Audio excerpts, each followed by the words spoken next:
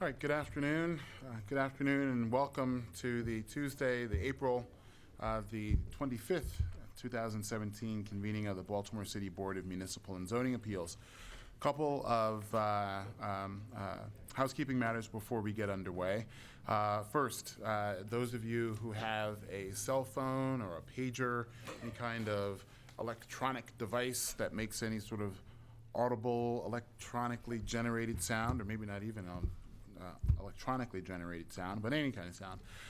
We ask that you please turn those devices to a vibrate only, if not off position. Similarly, to the extent that you need to have a conversation with someone, we ask that you please take that conversation out the double doors to your rear. And the reason for those rules are pretty simple and straightforward. First, there are a number of microphones which are arrayed around us up here. Those microphones are all very sensitive, not only for the purpose of amplification, but also for the purpose of recording these proceedings. And cell phones, pagers, conversations, and general disturbances like that not only disturb the general conduct of these proceedings, but also disturb the recording of these proceedings as well. Similarly, there is, I guess, to those of you who are sitting forward of the wall above you, if you turn around and see, there will be 1, 2, 3 video cameras which are mounted on the wall up there behind you, and there are 1, 2 video cameras which are mounted on the wall up here behind us. And those video cameras are recording these proceedings as well. They're streaming them live on the city's, I guess, the website for the city's cable access network, as well as videoing those proceedings for subsequent broadcasts on the cable access network, plus stored on the city's YouTube channel. So video, well, I guess cell phones, pagers, and conversations and like also disturb that process as well. We will be voting at the end of the day, and you're certainly more than welcome to hang around and enjoy a civics lesson if you so choose. But if you've got other plans for this otherwise rather soggy April afternoon, that's certainly understandable. And you can call into the zoning board office in the morning and find out how we ruled on your case. If you take out pen and paper, we can tell you what the number is for the zoning board office. And I'll read this number off a couple of times so that you'll have an opportunity to take it down. The number for the zoning board office is 410-396-4301. That number again is 410-396-4301. You will, however, need to wait until you receive the formal written notice of the outcome of your case before you'll be able to get your permits. We certainly ask that you please not build in the city of Baltimore without first obtaining all of your proper permits. If you're here in opposition to any case, and from the number of folks who are here, I gather that there are some number of you who are. If you're here in opposition to any case, we ask that you please sign in on a sign-in sheet, which is being held up there by Mr. French. The sign-in sheet allows us to know generally which cases have opposition, as well as allows us to know who needs to receive those aforementioned written notices I just talked about. Additionally, we also have a number of cases which are being postponed today, which I will get into in a moment. If you're here on a case which is being postponed today, we need to know how to contact you to let you know when that case will be going forward, as the property won't be posted again, but we will send out notices to all who appear on the scheduled date for when it was to be heard. So again, if you're here in opposition to any case, please let us know who you are and how we can contact you so that we can make sure to provide you with all notices in your case. The procedure for when the cases are called: if you are the appellant, you'll come forward and you'll stand to our left or your right. The opposition, if any, will stand to our right or your left. Once everyone is up here, we'll get you all sworn in, and then we'll first begin with the appellant, who'll be given the opportunity to tell us what the case is about, present any documents or testimony in support of their case that they would like the board to consider, respond to any questions which may be asked by the board, and generally present the issues that they would like to have addressed. Once the appellant has finished their presentation, we'll then turn to the opposition, who'll be given the opportunity to do the same, to present their documents, testimony, and the like in support of their opposition. Once the opposition is concluded, we'll return back to the appellant, who given the opportunity to respond to any points brought up by their opposition, if any, and to give a closing statement. We won't be going back and forth, unnecessarily delaying things and keeping folks here much longer than is necessary. We will generally be hearing the cases in the order in which they appear on the docket after we first address some preliminary issues. First, as I had indicated, we do have a number of cases which are being postponed, and those cases won't be going forward today. I'll read off the cases where we've received an indication that there has been a postponement requested or that the case has been postponed. And if you are the appellant who is requesting the postponement, you can come forward and confirm whether you are seeking a postponement at this time. Otherwise, we will confirm the information that we have regarding postponements. First case which we have, which is being postponed today, is 2017-41, 5523 Gwinoak Avenue. That case is being postponed to June the 6th, 2017. I see that there was one person who signed in on that, so if there are any others who are here in reference to that case, please make sure that you've signed in so that we have your information and we can let you know when that case will be going forward, but it will not be going forward today. Next case being postponed is 2017-107, 301 West 29th Street. Ms. Hecker.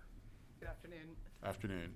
Yes, we are requesting a postponement. I'd like to request that this case be reset for May 9th, if May 9th. possible. Okay.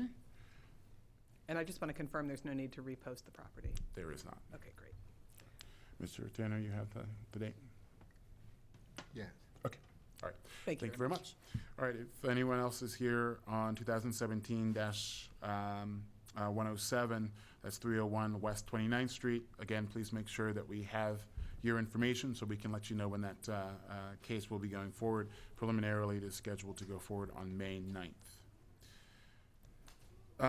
Next cases where we have postponements are 2017-112, 105 through, not 105, 1505 through 1507 Roland Heights Avenue, and 2017-113, 4301 through 4305 La Plata Avenue. Those cases are being postponed and will not be going forward today. Next is 2017-117, 4400 Main Avenue, Chelsea Abrams. I think it's still on for today. Well, we can call and ask her. I would like to still continue today. Okay, you want to Thank go you. forward? All right. Next case, we have a postponement which has been requested is 2017-119, 223 through 225 Park Avenue. Mr. Hurdle. Yes. You're requesting a postponement in this matter, correct? That's correct. If we could do May 23rd or the 20th of June, that would be, Okay, 23rd would be ideal. all right. We will check on either of those dates and get you in where there's availability. Excuse me. Sure. All right. Anyone else who is here on 2017-119, that's 223 through 225 Park Avenue, that case is being postponed and will not be heard today. So long as you are signed in, we will send you notice when that case will be going forward, but it will not be going forward today. Pardon. Next case, I've got information where there's been a postponement requested. 2017-121, 1607 Covington Street, Michael Corwick. Okay. Afternoon. You would like to postpone your case? Yes, sir. Okay. 2017-121, 1607 Covington Street is postponed. We'll get you on the next available date. It's May 9th, a possibility. Yeah, it's Well, possible. Preliminarily, Okay. yeah, we'll have to see sort of how the rest of the docket looks, Okay. but preliminarily, that should be fine. All right, thank you. All right, 2017-121, 1607 Covington Street is postponed. Next is 2017-132, 1278 Riverside Avenue. It's John Soper. No, I think there was a mix-up between his, I'm going All right. forward. Okay. All right. Is that, what is an error, that it's Mr. Soper or that it's being postponed? I'm sorry. They got the addresses mixed up when he postponed his, so I'm still going forward. Okay, all right. That's why we call them all off. All right, 2017-132, 1278 Riverside Avenue is going forward. All right. Next, as may have been mentioned earlier, you'll note that there are only 3 board members who are present that can present some challenges as far as going forward, particularly if you are the applicant. Typically, the board is comprised of 5 members, and in order to prevail, an applicant must achieve better than must achieve at least a 2/3 vote of the board in order to move forward.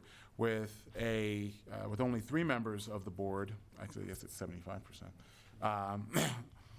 With only 3 members of the board, you cannot achieve, an applicant can achieve a 75% vote of approval and must instead achieve 100%. That means instead of convincing some of the members, you must convince all of the members to vote in favor of your appeal. If one member of the board votes against your case with only 3 members, then you will not prevail. Additionally, if there is there can be a challenge for any cases where there is opposition which is signed in, or opposition which is present, or even opposition which has filed written notice of opposition, that there may be an objection made to the composition of the board and whether or not the board is properly constituted. So if you are the appellant, not only do you face the risk of needing 100% approval for your case, but additionally, you risk a challenge by your opposition that the board is not properly constituted. So it's for that reason that we bring the issue to all parties' attention, and the board certainly can go forward and hear each case, but only if each side consents. If either opposition or the appellant do not consent to going forward, then the case will have to be postponed. So as we call each case, we'll ask whether or not there is consent by the parties to go forward, and if there is not, then we'll call them, then we will postpone those cases. If during the meantime you decide that you don't want to proceed with the board comprised of only 3 members, you can let us know, and we will take note of your postponement request. All right, next group of cases that we're going to get to are the cases on our consent agenda. The consent agenda consists of cases where the zoning board staff has reviewed the files in these cases, and the board has determined that we have sufficient information to approve these appeals on a consent basis. I'm going to call all of the consent cases together as a group, so if you can please try to stay in the order in which you're called. Once everyone is up here, we'll get you signed in as a group, and then we'll call each case in turn, and you'll be then given the opportunity to have any information that you would like added to the record at that time. First case on the consent agenda is 2017-61, 2844 Hudson Street, David Carey.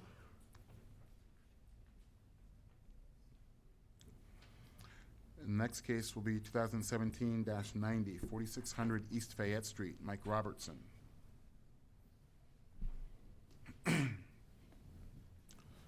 next will be 2017-109, 212 through 222 East Randall Street, known as 1530 Battery Avenue, Eileen Vogelstein.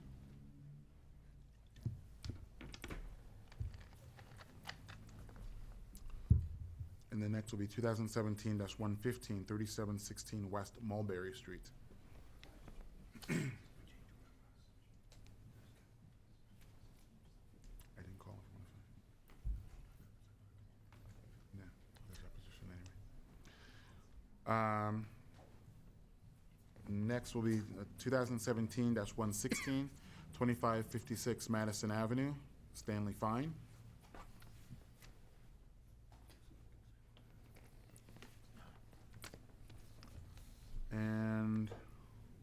Last will be 2017-133, 3324 Richmond Avenue, Trudy McNair.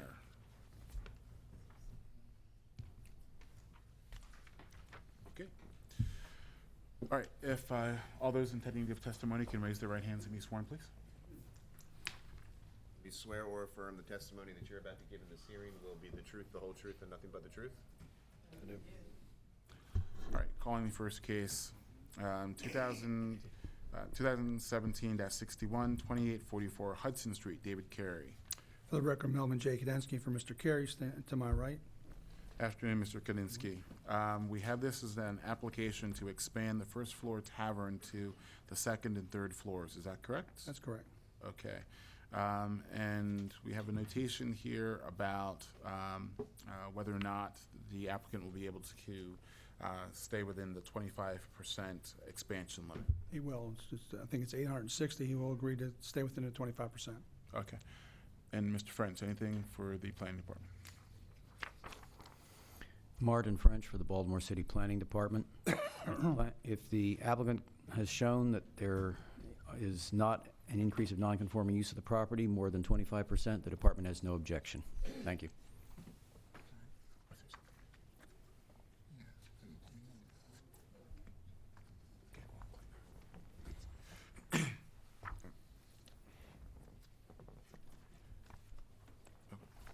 Just a minute, Mr. Kadinsky.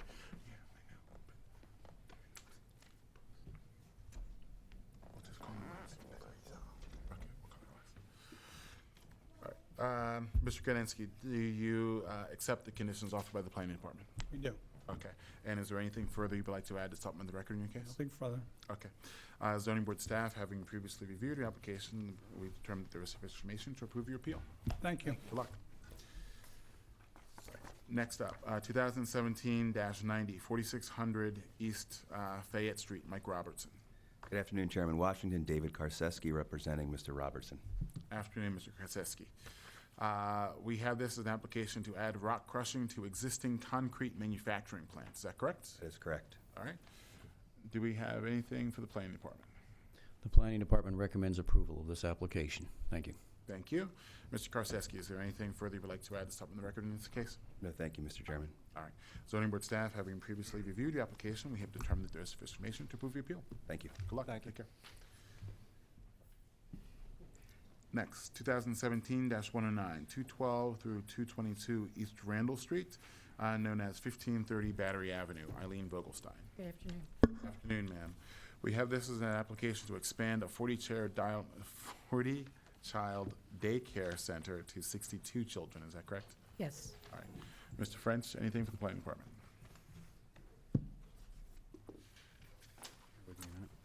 Lost my place.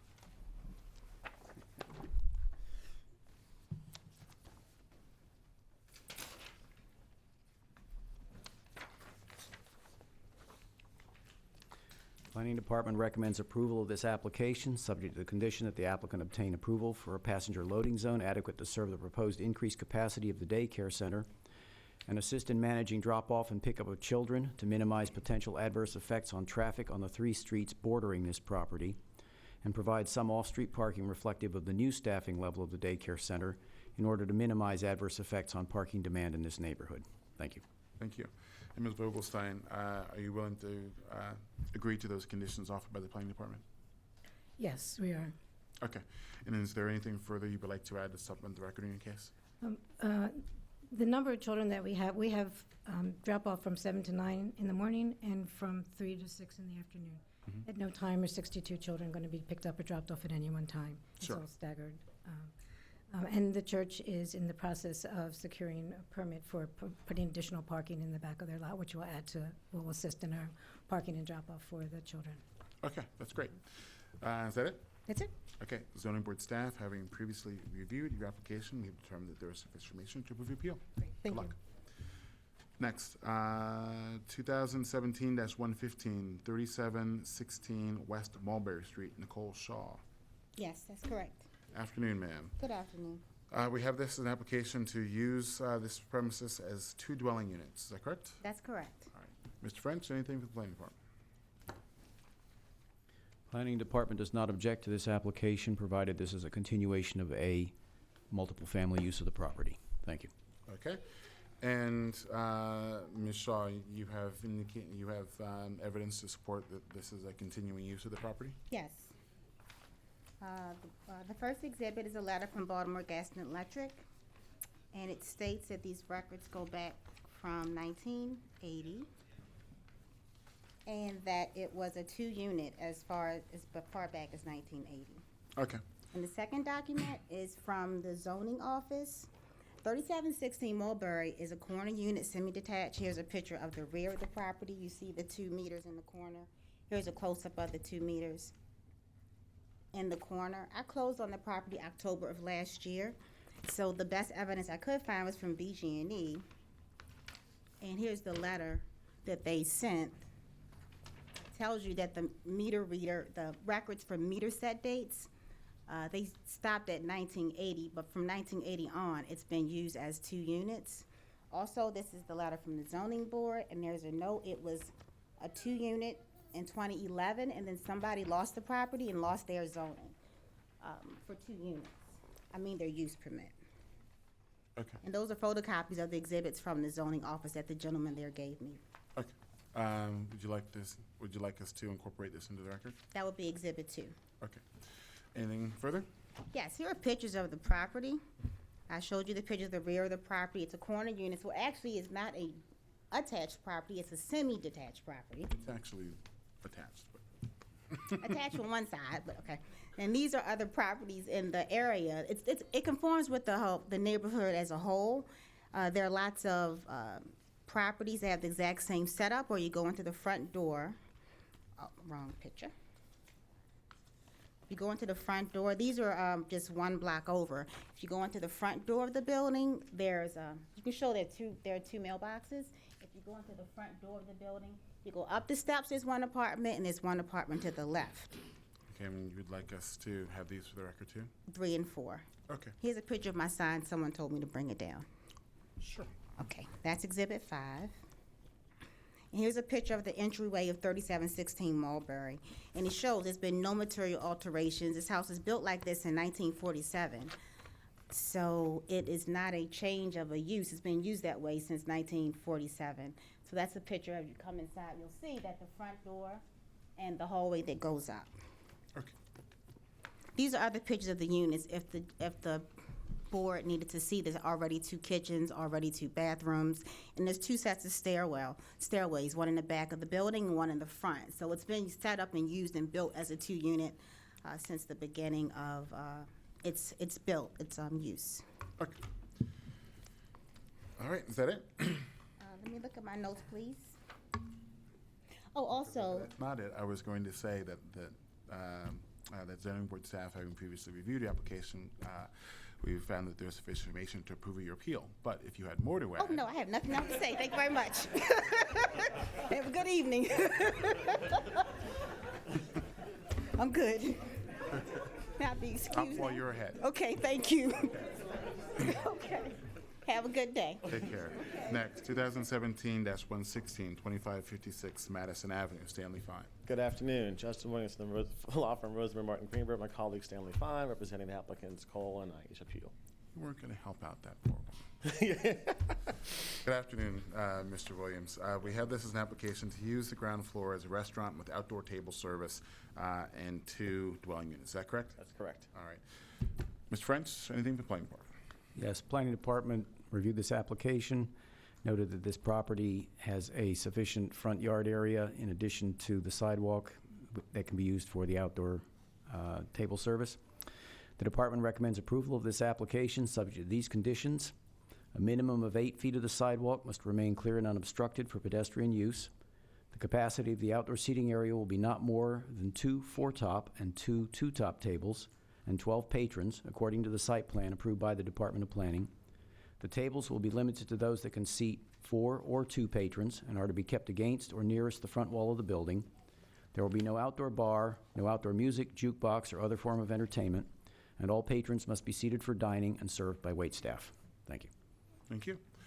And Mr. Williams, is your client amenable to those conditions offered by the planning department? Yes. Okay, and is there anything you would like to offer to Packet supplement? of exhibits in support of the appeal, and also I wanted to recognize a number of people came from the community to support the applicants. They could stand to represent. I have a list of their addresses so they can be submitted in the record. The applicants are loved in the community and they have an exciting project, and so everyone's here in support.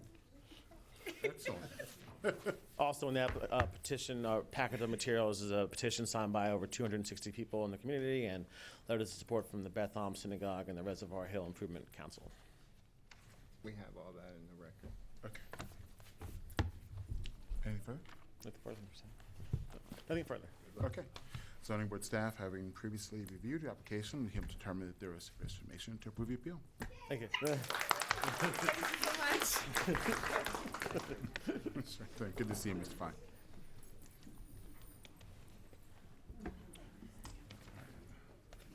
And 2017-133, 3324 Richmond Avenue, Trudy McNair. Hello. Hi, Ms. McNair. We have this as an application to construct a first-floor side deck at this location. Is that correct? Correct. All right. Mr. French, anything for the planning department?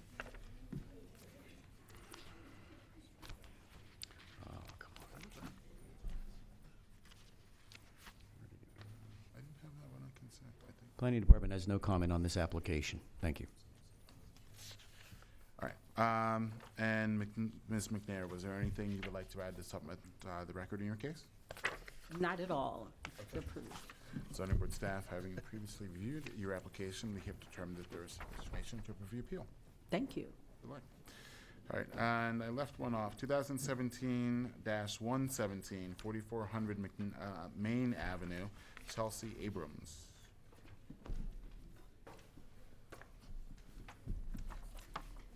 Afternoon, Ms. Abrams. We have this as an application for 2 dwelling units at this location, is that correct? Yes, correct. All right. Mr. French, anything for the planning department? Take your time. I sort of tripped you up by circling back. I think the question is whether it's 2 dwelling units, if that use exists in the property today. Yes, I recently If we purchased. can, Oh, I'm hold on sorry. a second. 'Cause, Yeah. Planning Mr. Department would have no objection to approval of this application if multifamily use of the property has not been discontinued or abandoned. Thank you. Okay, thank you. All right, and before we go forward, since you weren't up here with everyone else, we can just get you sworn in real quick, that way. Do you swear or affirm the testimony that you're about to give in this hearing will be the truth, the whole truth, and nothing but the truth? Yes, I do. Okay, all right. Now, as both Mr. Tanner and Mr. French indicated for the planning department, there's a question as far as the use of the property and the history of use as 2 dwelling units. So what say you on that point? I recently purchased a property in March of this year. It was set up as 2 units. It's metered as 2 units. I was just trying to restore it to its original use. It lost its, I guess, the use due to vacancy for over a year. Okay, all right. But it, I guess, as built, the property was built as a 2-unit Correct. building. It has separate entrances, separate meters, separate kitchens, completely separated for 2 units. Okay, all right.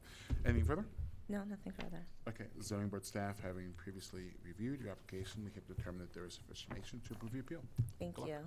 Thank you. Thank you. Okay, now we'll consider the remainder of our docket, which will include cases where there's opposition which is signed in. Frequently, we found that opposition is the result of either a lack of communication or miscommunication amongst the parties. And it can be useful to offer the parties an opportunity to have a dialogue between themselves to see if they can resolve whatever differences they may have between them. Obviously, if there are 2 opposing sides in a dispute, and both sides ask the board to resolve the matter, one of those 2 sides is bound to go away disappointed with the outcome. So this is your opportunity to avoid that unhappy fate. I'm going to call off the cases where there's opposition which is signed in, and I'm going to ask you to stand just where you are and ask whether or not there's been any discussion between the parties, and if there have, or even if there haven't been, whether or not the parties would like to have a conversation, or if they think that continued discussions would be fruitful. You're certainly not required to take the opportunity to speak with one another, but we do encourage and appreciate it.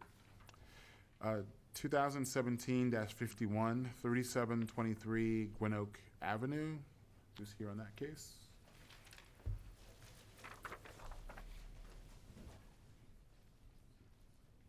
Okay. And have all of you folks had an opportunity to speak with one another? No. No? Okay. Would you like to have a dialogue, see if you can get something worked out? No. Okay. Have a seat. We'll call you in turn.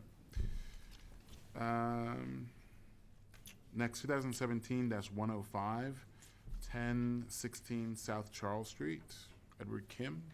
Okay. Who else is here on that case? No one? Okay. That is on the sheet, right? Or did I write that down wrong? Do you have anyone else want to sign in on 105? I don't see it on here. How about the other one? Oh, yes, it is. That's okay. Peter and Nancy Mickelson. Hi. Hi. Have you folks had an opportunity to speak? No, we really haven't. And Okay. could we take a few minutes? Yes, before please. the- I was going to say, take an opportunity to talk. And Still have a chance to talk. sure, if you've got something worked out, then good. We'll put it on the record. Thank you very much. All right. I knew I wasn't making it up. All right. Next. That's postponed. 2017-114, 2630 Harford Road, Miriam Cypress. Okay. And have you folks had an opportunity to speak? No. All right. Ma'am, would you like to speak with the councilwoman? And I'm assuming you are here on behalf of the Community Association, sir. Okay. Would you like an opportunity to speak with them? Okay. Just step out the double doors to your rear and see if you can get something worked out. If so, we'll call you in turn, and you can let us know that you've got an agreement to put on the record. If not, we'll just go forward with the case.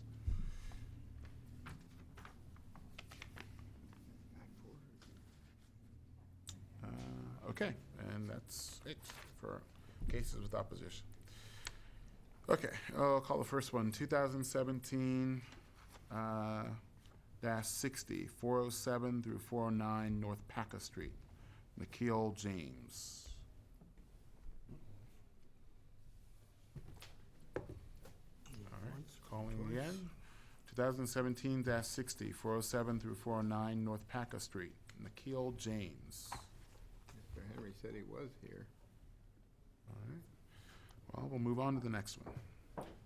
Next, 2017-81, 1201 East Preston Street, Alexander Limakenzo. Okay, come forward, sir.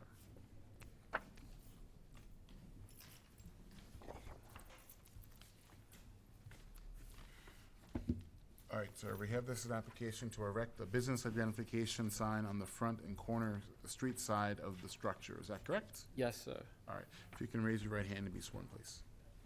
You swear or affirm the testimony that you're about to give in this hearing will be the truth, the whole truth, and nothing but the truth? Yes, sir.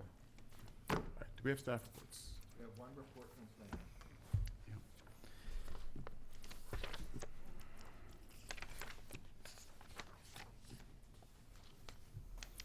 Planning Department reviewed this application, noted that this property is located in an R8 zoning district, which is a residential district. The commercial signage proposed by the applicant is not allowed in this particular residential district. The property is also located in the Oliver NDP urban renewal area, where that urban renewal plan requires signs to conform to standards of the zoning district in which they are located. The proposed front sign length is 50 feet, which corresponds to the front facade of the structures consolidated as 1201, 3, and 5 Preston Street in 1977. The plat map notations indicate that 1205 East Preston Street was redivided from 1201 to 1203 East Preston Street in 1978. And the Oliver NDP Urban Renewal Plan lists 1205 East Preston Street as a property to be acquired for disposition. The separate listing of 1205 East Preston Street suggests the applicant could not be permitted to extend any sign from the structure known as 1201 East Preston Street onto the facade of the structure known as 1205 East Preston Street, as it is a separate property. This would limit any signage on the front of the premises to 34 feet in length. Separately, the department is recommending disapproval of the application because the zoning code does not provide the board discretionary authority to approve a sign as large as that proposed for a non-conforming use, which in this case is the store, in an R8 zoning district. Thank you. Okay, Mr. Lee McKenzo. Yes, sir. So it seems like you've got quite the challenge ahead of you. Yes, you know, my client, he put up a sign, then he got a fine, he called me, so. I mean, it's not through the whole property, to my understanding. It doesn't extend to 12, it's just on the front of the building, you know. We've apparently got site plans which indicate sign located on the front of the structure will be 100 square feet. That is 2 feet by 50 feet. Yes, yes, sir. I mean, there's no objection from the community on this. Well, that's not really what's determinative. It's just because it doesn't meet the. I mean, the board is a board of limited power, that power being limited to whatever is provided under the code. So we can only do what the code permits us to do. In this case, I guess there's an interplay of a couple of things. First, there's the urban renewal ordinance, which requires conformance with the sign standards. And this is looking to exceed those sign standards. So I think that just on that basis alone, the board likely can't grant this appeal. The sign limitations are what in this district, Mr. French? If you can say those again. Actually, I didn't say it. I believe it's going to be 12 square feet or 18 square feet. 30, I thought you said 30. Yeah, it's gonna cost a lot for them to take it If down. illuminated.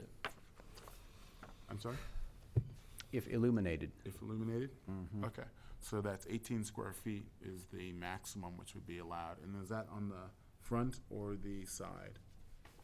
18 square feet, 18 square feet if not directly illuminated, 12 square feet if directly illuminated. The proposed sign would be 100 square feet in size. Just the front.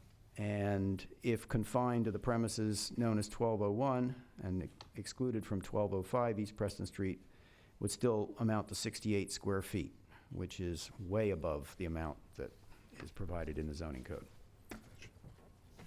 So I understand that your client may be in a pickle. Yeah, a big pickle, you know, you're gonna take it down, you're gonna be mad at me, you know. It's gonna be hard to get paid. Well, he can be mad at his council person, I guess, but because it's really, he's just being made to comply with what the law provides. There's no type of petition I can get or nothing like that? Nothing. The only thing that I could say is that, I guess maybe the first challenge would be to go to your council person and get, and look for relief from the urban renewal ordinance, because that, I think, is the greatest obstacle here, is that the urban renewal ordinance requires compliance with the sign standards. So that really gives the board no authority to recognize a non-conforming sign such as this. And if So the either way, it's council mission person, impossible. so not with the urban renewal ordinance being there, but it sounds like there hasn't been much analysis done to this point. So what you may want to do is to postpone the case so that you can Okay. investigate a little bit further, and then see Well, what date's available? Well, I was going to propose that you can postpone it, look into it some more, and then when you're ready to proceed, you can contact the board office to let them know that you're ready to proceed, and then we'll get you on the schedule at the next available date. Okay, I'll do that. I would Okay. recommend that you speak with the zoning administrator's office, Mr. Veal. Okay. I mean, your drawing shows a 2-foot by 50 foot, but the sign on your drawing only covers half of that area. So there may be some, you need to work with him, find out what he would be willing to allow. Sheffield, right? Yes, sir. Okay. And then hopefully you can resolve it without having to come back here. Okay, I'll Based talk to on him. what planning recommends and what he can, that you can work out with him, hopefully you can resolve it. All right, but either way, you're looking to postpone, correct? Yes, sir. Okay, Yes, sir. Let me talk to 2017 him. dash 81, 1201 through 03 East Preston Street is postponed. Sir, did you want the card? Oh, yeah. I know Sheffield, though. I know. Okay, well, you can contact Mr. Veal. Yes, and then you can, 47. yes, and you can contact Mr. Tanner I'd be to let happy to them know talk with when you're ready Mr. to Veal forward. also. Yeah, if you can, please, I like to keep people happy. I can stay in Well, business. we can only do but so much. That's Yeah. true, too. Okay, thank you. Thank you.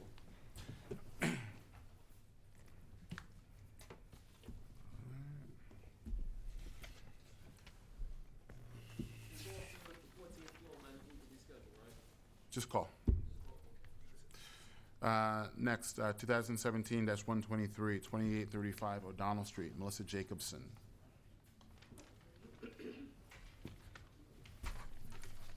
The Packard Street has returned. Yeah. Okay.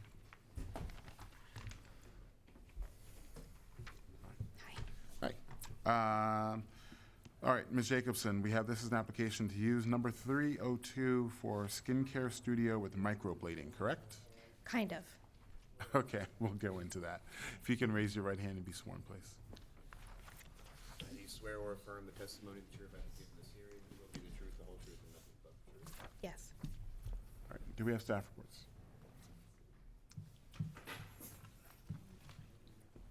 We have one report from planning. Planning Department reviewed this application, noted that this property is currently authorized for use as a bakery and a restaurant. The proposed use of microblading or cosmetic tattooing is a use which would not be allowed in this particular district as a principal use. The department therefore recommends disapproval of microblading or tattooing as a principal use at the location. The department further recommends that approval of this application, if granted as accessory to a beauty salon or similar establishment, be subject to these conditions. Cosmetic tattooing or microblading occurs only during normal business hours of the beauty shop or similar establishment. All tattooing is done by appointment only with no walk-ins, and no exterior signage advertises availability of tattooing on the premises. Thank you. Okay. Ms. Jacobson, are those conditions acceptable to you? Kind of. Okay, so let's go into it. You said first, when I described the use as being to use the portion of the premises known as number 302 as a skincare studio that performs microblading within a mixed commercial use building, you said kind of. So Okay. why don't you tell us what's being proposed? We are owners of a skincare studio in the same commercial building, downstairs in a separate studio. It is against state board regulations to perform microblading in the same studio as other skincare services. That being the case, we secured another studio in the same commercial building to perform microblading. That is the only way to perform microblading in the state of Maryland. So we got a separate studio and then learned that zoning in a, what is it, a B2 area didn't allow tattooing. Microblading is not traditional tattooing. It is cosmetic service that is related to tattooing by the health department. So we are asking for a variance to perform it in the separate studio.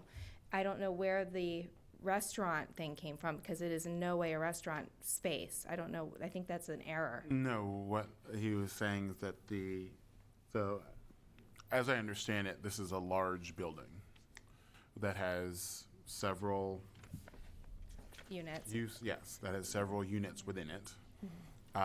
And the way I understood what Mr. French said is that some portion of this overall building has a restaurant use located within it, and that use is on the first floor. That use would not that restaurant use is by a completely separate tenant, has nothing to do with you. Right, it's in a separate building. Okay. Okay, so, so everything that you said would totally be fine. The only thing that I would ask, and as far as the hours go and all that stuff, that's totally fine. The only thing that I would ask would be that would it be possible to please put something on the a signage on the outside of the building, and the word tattooing would never be used. We don't associate the process with tattooing. The only thing that we would ever state would possibly be micropigmentation or semi-permanent makeup or something like that. Well, I'll ask Mr. French to read the conditions again, but I think that what the prohibition that they were looking for was that there not be any signage advertising the availability of tattooing. And from Okay. what you just said, it sounds like that's entirely what you were contemplating. I understand. Correct. Thank Yes. you. Okay. Now we have the other challenge of you've indicated that the use of within this unit, that is unit 302, would be entirely towards microblading, but that this would be accessory to a use, I guess, to the salon use separately located within the same The same commercial building. structure. But it needs to be completely kept separate per the rules of the health Gotcha. department. So why don't you tell me where the salon is in relation to where the microblading is? It is directly downstairs, but separated by just one flight of stairs in the same building. Okay, so like the salon is on the first floor. The salon is on the second floor. Okay, on the second floor. It is 202, and we're Okay. 302. Okay, so it's just down, all right, so instead of being side by side, they're just located stacked on top of one another. Correct. Okay. And Mr. French, for your purposes, would that qualify as an accessory use? That is, the use in 302 would be accessory to the use of 202? Sounds like it would work, providing there's no issue with the floor areas. Okay. The record does show a permit issued in 2010 to use a portion of the second floor known as 202 as a beauty salon. Yes. Sounded like there was some confusion about whether the beauty salon even had a permit. But I think it could be, the permit issued for 302 could be worded as a separate occupancy permit, but the business itself could be related to each other somehow. Yeah, I think we can talk the way through it, but Yeah. I think that's, all right. Okay, and is there anything further? No, sir. Okay, thank you very much. Thank you.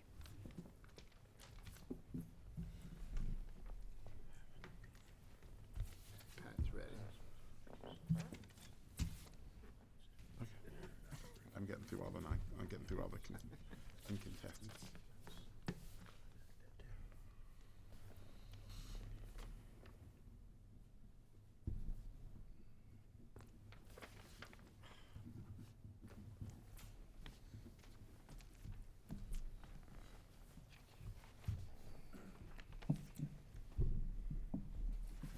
Okay. Next, 2017-132, 1278 Riverside Avenue, John Soper. Afternoon, sir. We have this as an application to construct a detached deck adjacent to rear portion of second floor. Is that correct? Yes. All right. If you can raise your right hand and be sworn, please. Swear or affirm the testimony that you're about to give in this hearing will be the truth, the whole truth, and nothing but the truth? Yes. All right. Do we have staff reports? Planning Department has no comment on this application. Thank you. Okay. All right. Mr. Soper, why don't you tell us what's being proposed here? Basically what it is it's a deck over a carport, and the reason why it's detached from the building is because there's windows on the back of the building that would get blocked if the deck were attached to the building. So the deck is over the carport pad. It's very common on those couple blocks up in Federal Hill. Okay. So if the, I mean, this doesn't really go anywhere, but it's kind of curiosity. If the concern is over blocking of the windows, if the deck were attached to the house, if the deck is located not directly in front of, but say 2 feet in front of the window, doesn't it still Right, block it's it? gonna allow more light through, because if you put it all the way against the house, it's gonna block the light from the house. I don't know how much more you're gonna get in with that, but okay. Yeah, I've done quite a few on that block and other blocks, All right. the same. It's really a carport Yeah. with a, Deck on There's top. one, Yes. Mm-hmm. Yeah, it's a drive under deck. It's just not attached to the house. Where's the steps? Along the side.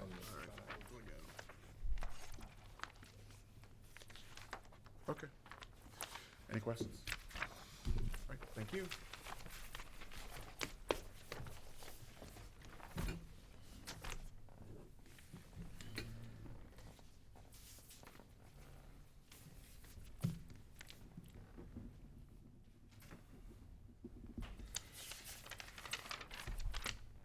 Okay, going back to 2017-60, 407 through 409, North Pocket Street, Nikhil James.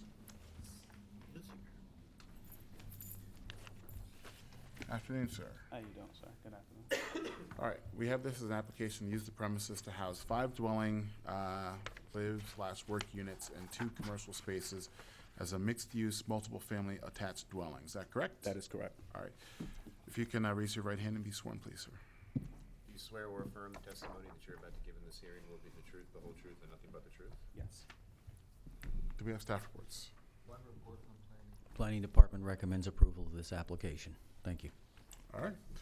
Mr. James, why don't you tell us about what you're proposing here? Basically, we are trying to convert a building over to a mixed use, and part of the code 10-405 says that a mixed use building in zone B51 requires parking spaces, 1 per every 4 units. The building does not have any parking spaces on the lot. We're asking for a variance in that for that code. Basically, it's only 5 units. It's a bunch of, we're basically artists, photographers and such.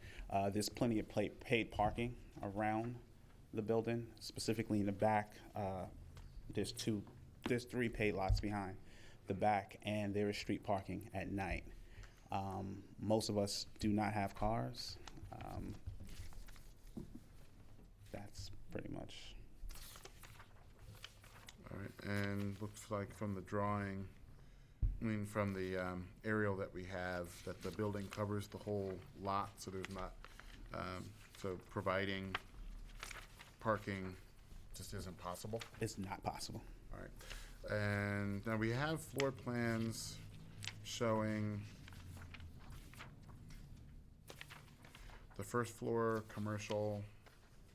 First floor, yeah. First floor, I guess, front and rear. The second floor, unit 201, second floor, unit 202.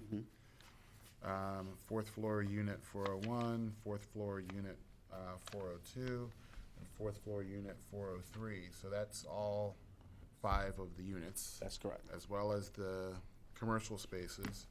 But there's a floor that's missing. Yeah, So third what's floor. What's going on The there? third floor is, I failed to submit that paper. The third floor is a utility floor, so where basically everything is run. There's nothing currently on that floor. It's not going to be planned to be used, anything. The way I understood the instructions were, I was supposed to apply floor plans for the units that we are requesting, the 5 dwelling and the 2 commercials. Okay. Mechanical room? Mechanical room, yes. All right. Can you submit us a floor plan of the third floor as well? Yeah. Okay.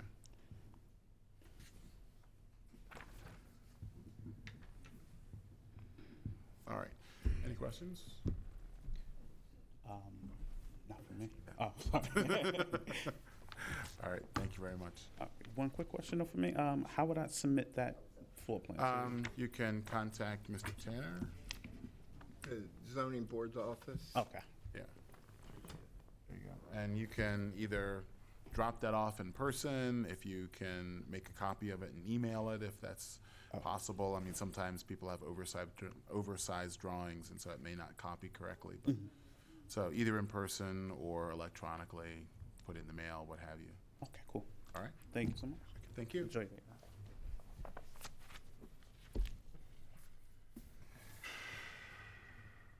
All right. 2017-51, 3723 Gwynn Avenue. Roger Grenage. Oh, I'm sorry. That's She asked me to tell you that she'll be right back. She went to the ladies' room. see who. The person with this address. Oh, the Gwynn opponent Oak. for Gwynn Oak? Okay. Yeah, I was in the back of the room, and I was a lady, or woman anyway. So she chose me to come up in case you called it. I said, will you be back in a minute? And she just said, I hope so. Okay. All right. We'll just move on to the next one. 2017-105, 1016 South Charles Street, Edward Kim. Good afternoon, gentlemen. Afternoon, sir. Good afternoon. Afternoon.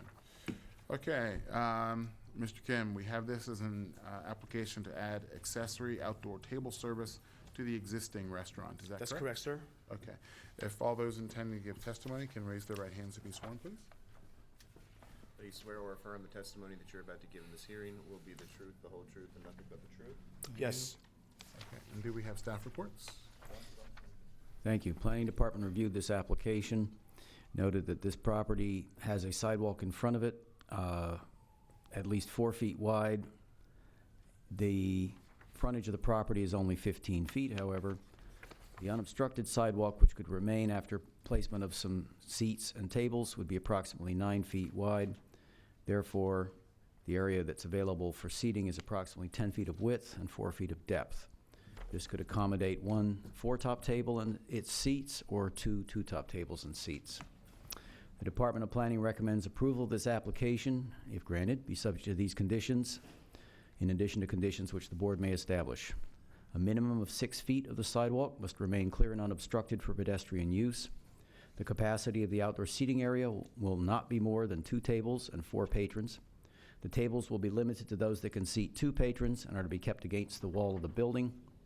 There will be no outdoor bar, no outdoor music, jukebox, or other form of entertainment, and all patrons must be seated for dining and served by wait staff. Thank you. Thank you. Okay. Mr. Lee, are those conditions stated by the Planning Department, Mr. Kim, I'm sorry, are those conditions stated by the Planning Department acceptable to you? Yes, sir. Okay. And now, you and the opposition had an opportunity to have a dialogue outside? Yes, sir. Okay. And what was the result of those discussions? Were you able to work anything out? May I? Sure. Yeah. Your name, sir? My name is Peter Michelson. I'm one of the owners of the 1014 South Charles Street, the adjoining property. Okay. 1014, you'd be across the street, right? No, it's right next door.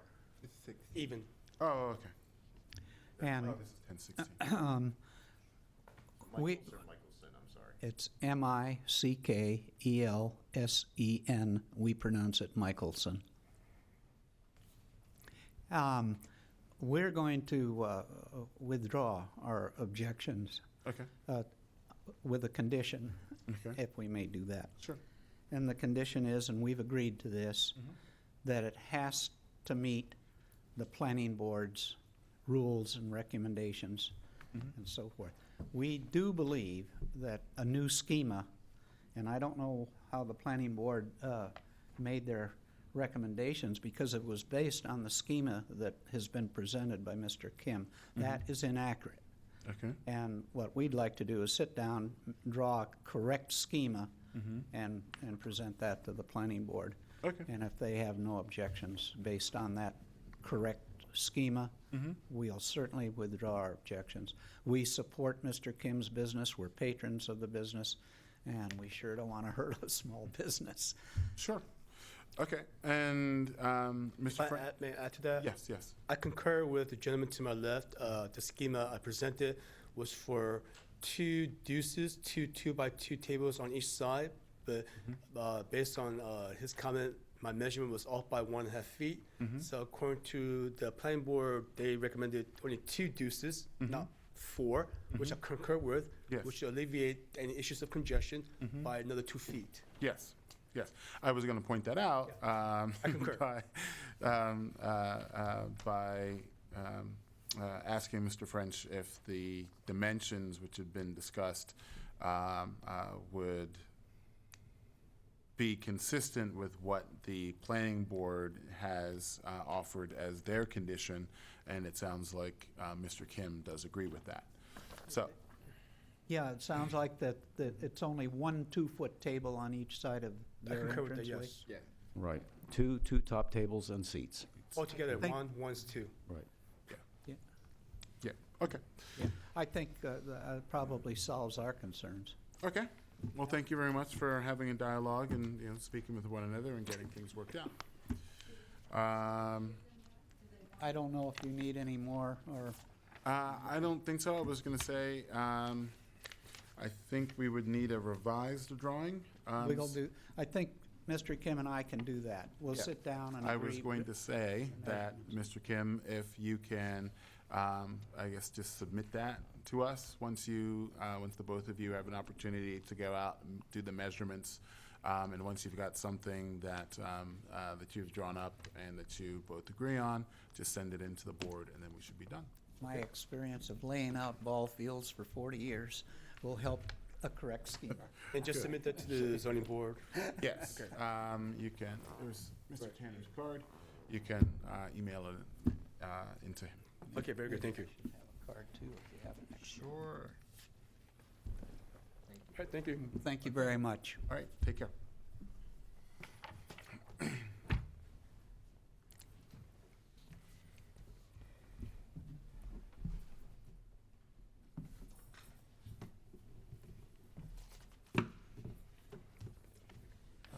Okay, all right, good. 2017-51, 3723 Gwinoak Avenue, Roger Grenage.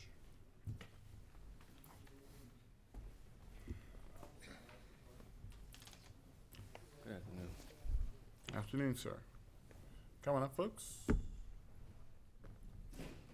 Okay. All right. Mr. Grenage, we have this as an application to use the first floor of the premises as an adult daycare center for 30 adults. Is that correct? That's correct, sir. All right. If all those intending to give testimony can raise their right hands and be sworn, please. Do you swear or affirm the testimony that you're about to give in this hearing will be the truth, the whole truth, and nothing but the truth? Yes. Okay. And can we have staff reports, please? Planning Department reviewed this application, noted that this property is currently improved with a large building used as a mosque by the community, which is applying for this particular daycare facility. There is off-street parking provided on this property. There is, however, not a suitable location for rapid drop-off and pickup of adults on the site. They are proposing 30 adults would be cared for here, and if 30 adults' family members were to drive to this site in a short time frame, it would not likely be done in a safe and orderly manner. The Department of Planning therefore recommends the applicant work with the Department of Transportation and the Parking Authority of Baltimore City to confirm if passenger loading zones would be needed to serve the proposed use on either Gwinoak Avenue or Bell Avenue. The Department of Planning recommends approval of the application be subject to the condition that the applicant provides a passenger loading zone for the adult daycare facility if required by the Department of Planning and the Parking Authority of Baltimore City. Thank you. All right.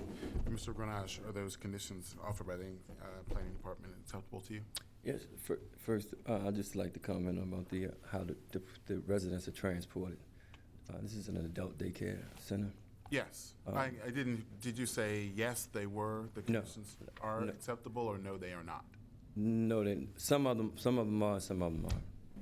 Okay. And the reason why I say that, because I wanted to clarify how the traffic pattern is used for a residential, for a adult daycare medical center.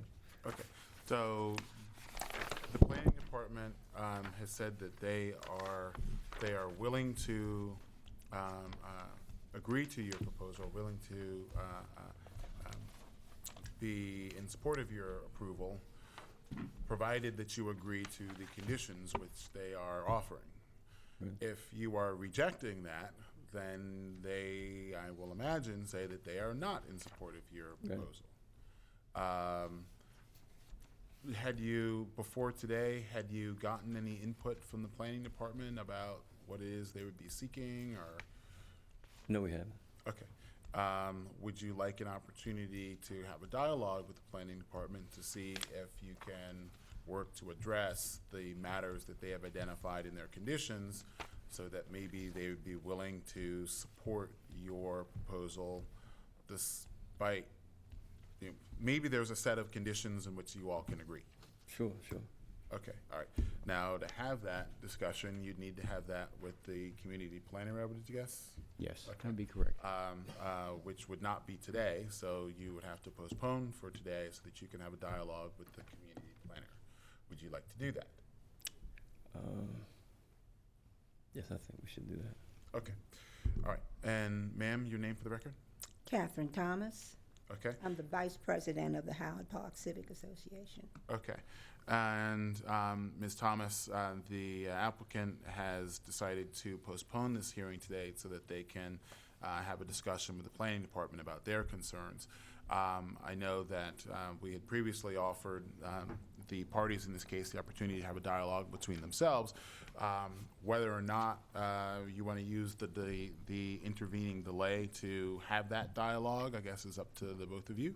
But certainly, the possibility exists for a dialogue which may not have necessarily existed, just being offered the opportunity to speak with one another today, that maybe you just need more time to have that discussion. But if even with more time, there's no desire to speak with the applicant, that's fine too, but just wanted to point that out.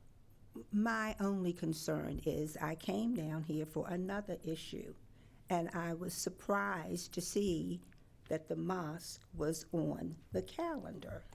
They had applied before and the hearing was rescheduled. No one in the association knew about any meeting today. Again, we never saw a sign outside on the posted oilcloth about any zoning for this.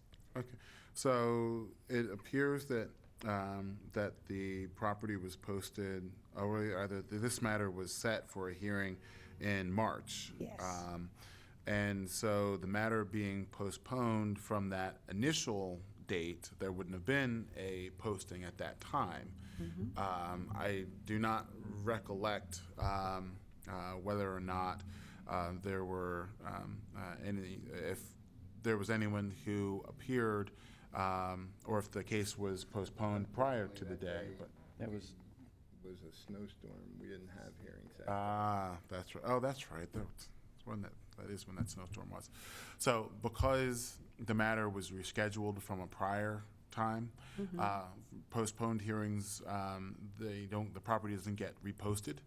The idea being that because the property was first posted for the originally set date, everyone was provided with notice at that time. So that's why you wouldn't have seen necessarily a sign posted for this particular date. In March? There was never any sign posted on that building, and some of the members of the community rode around daily looking for a sign. Now, they could have had a sign on a 3x5 card, yes. Well, there but for the additional sign I'd say wasn't that if there there. was a sign on a 3x5 card, that wouldn't be sufficient for notice purposes. The code provides that the sign has to be 3 feet by 4 feet. and Yes, I even know. Provides as far as the size lettering. So, all right. Mr. Grenache, was there a sign which was posted for the original hearing in March? Yeah, originally it was postponed. We came down to the board office and had it postponed and rescheduled for this date. Okay, but I mean, was there a sign prior up prior to the March hearing, providing notice that there would be a hearing on March 14th for the purpose of hearing this case, that is the appeal for the use as an adult daycare center. For this date or the previous No, for the date? previous date. The previous date was a sign was never posted because we postponed it. It was not because of the weather, because we had asked for a postponement. Today, then. Yeah, okay, so I guess that's what the issue is. So I guess there's a couple of things. So. well, There is a sign posted now, though. That's what you're asking. There is. Yes, here's I can't deal with all these things coming up at one here's a time. photograph of it right here. Okay, And when was it posted? It was posted 21 days prior to this hearing. I think it was posted on the 20. Did you post it or did the city post it? We posted it. It's our obligation to post it. Even though we had a snowfall that day, there was a request for postponement Right. prior to the snowfall. Exactly. On February 21st, we received a request to postpone it. So, all right, if I can say timeout, okay. because, all right. Mr. Grenache, when was this sign put up? That sign was put up on 21 days prior to today's date. It was posted, I think it was on, let me see, I'm looking at my notes. Just look.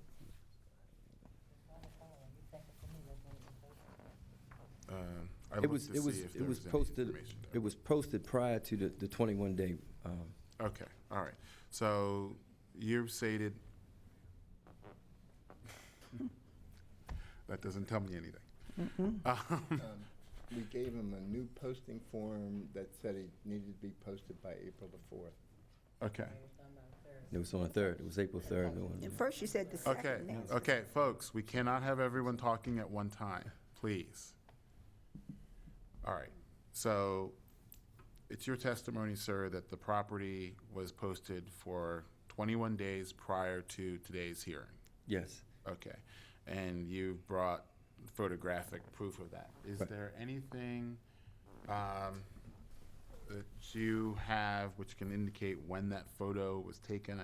Doesn't look like there was any information. Ma'am, you haven't been identified for the record, and I'm asking Mr. Grenache. Yes, what I can actually do, I have the letter that you have to bring back to the zoning board. Once you post the letter, and I've turned it into to the zoning board. Okay, so you signed, Yes.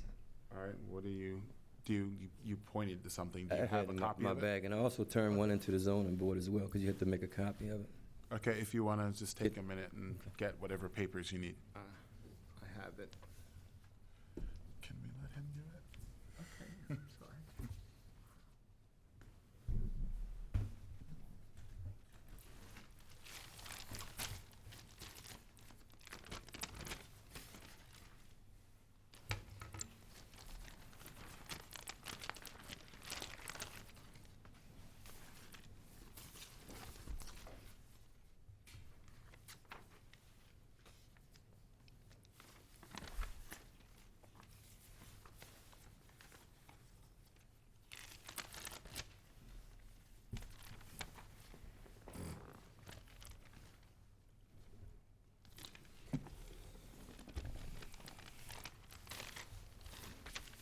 All right, so is this the document that Yes, you're looking for? Okay, and it indicates, I guess that's your signature at the bottom? Yes, it is. All right, and it says I hereby certify that the sign was posted on the premises in question in accordance with the above instructions on April 3rd, 2017. You wrote that? Yes, I did. Okay, all right. So I think that addresses the posting issue. Ma'am, you're appearing for this hearing, and you'll be provided with notice for when the case does go forward. So you will be able to attend and receive notice of the rescheduled hearing in the case.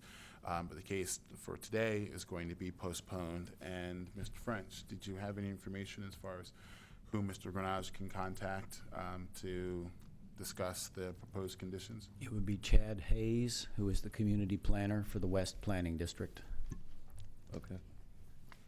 Hayes. And he's the community? Community planner. And how would he reach Mr. Hayes? call the main planning department number. I don't know Mr. Hayes' specific extension, but if you call 410-396-7526 and ask to speak with Chad Hayes, you'll be transferred to his line. Okay, I appreciate it, thanks. Okay. All right. Thank you so much. Thank you all. Thank Take you. care.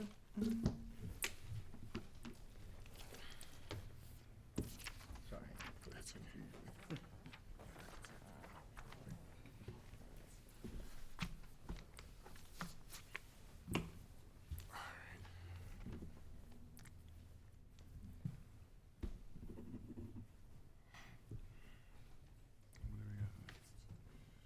Okay, 2017-114, 2630 Harford Road, Miriam Cypress.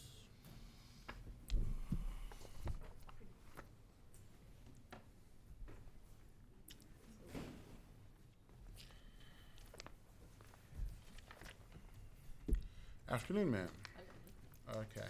Ms. Cypress, we have this as an application to use the first floor front as a 15-seat church and continue the first floor rear and second floor as offices at this location. Is that correct?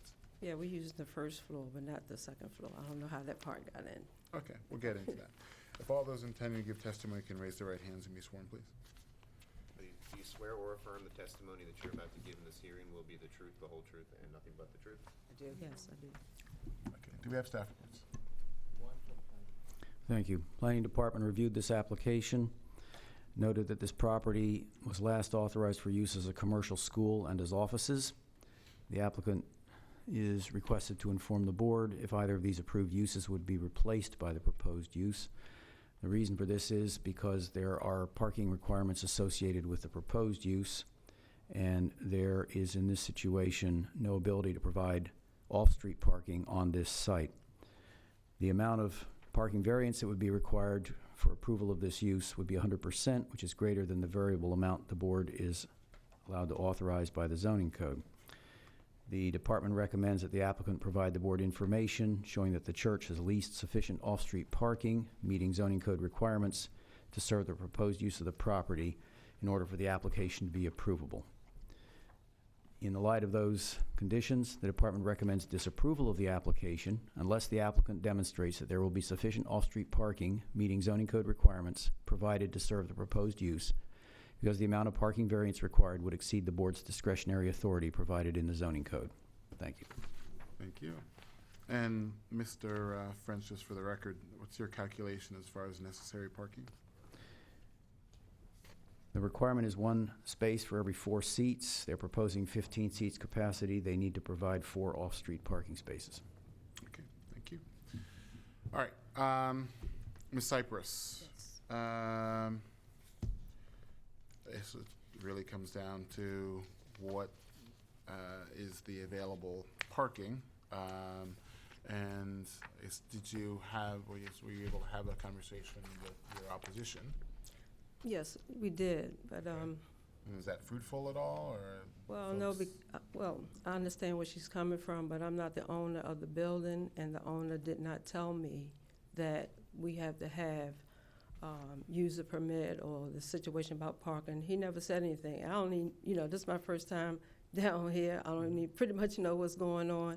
He just told me I had to come because I'm using the building as a ministry.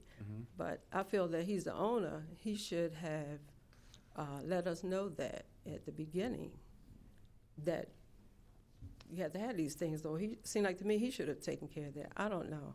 Okay. But like I said, we're a small ministry. We was just there temporarily, but we don't have a lot of cars there anyway. Most of the time, there's a lot of churches around there, and most of the time they do use the space, but, I don't know. Okay. I'm kind of lost. Have you signed a lease at all for the? Yes, sir. We signed a 2-year lease. We've been there 8 months. Okay. Is there any, how did we wind up here? You've been there for 8 months. I guess there must have been some sort of citation or something? Well, the owner called me and said he got paperwork that he had to have a user permit because I guess a school, something was there before. But anyway, he called me and said, you have to get a user permit for being a ministry there. And he told me that I had to go take care of it. And I said to him, it seemed like this is something that you should take care or you should have told me from the beginning before we signed a lease with you. Mm-hmm. So we went to the building across the street to get a use permit, and that's how all this came up, you know. Okay.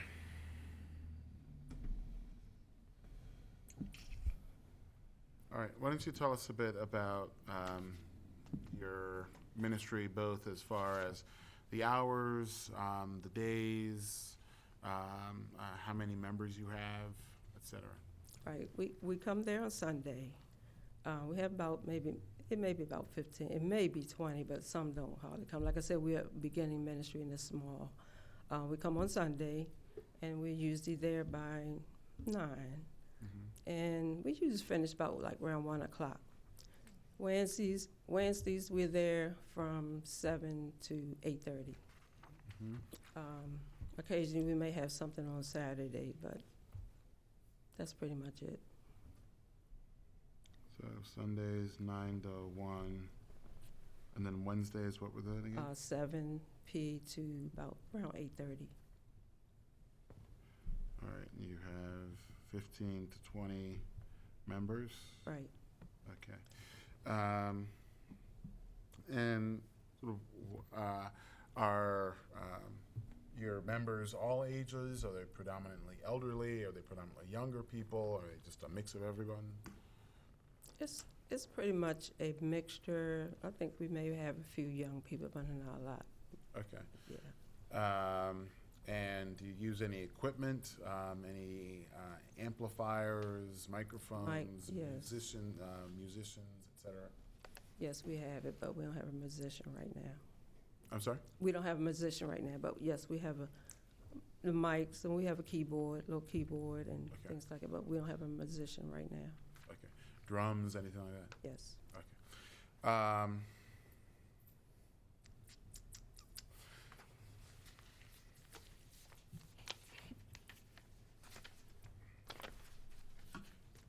Now, you said that you have a 2-year lease and you're just locating there temporarily. Yes, we've been there 8 months. Okay. And